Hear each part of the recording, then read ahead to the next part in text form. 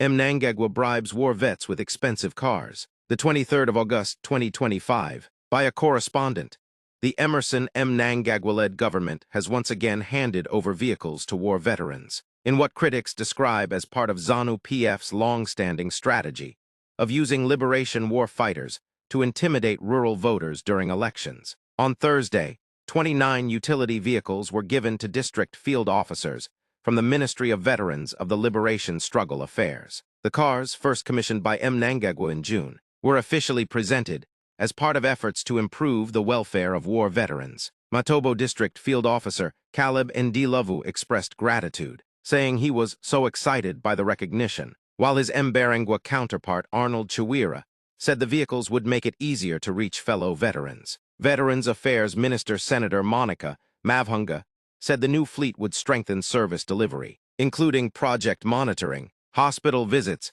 and school attendance verification for war veterans' dependents. The presence of the ministry will now be more visible and felt in the communities, she said. However, political analysts argue that such welfare rhetoric masks a deeper political motive. Since the early 2000s, ZANU-PF has routinely provided war veterans with perks, including cars, land, farming inputs, and cash, in exchange for their role as enforcers during elections. War veterans have historically played a central role in violent election campaigns, including the 2000 parliamentary elections and the 2008 presidential runoff. They were accused of spearheading voter intimidation, assaults, abductions, and threats of eviction against villagers who resisted voting for ZANU-PF. Critics now warn that the latest handover is less about honoring liberation war sacrifices and more about securing political loyalty, particularly at a time when Mnangagwa faces internal factional disputes within ZANU-PF and declining legitimacy among the wider population. For many villagers,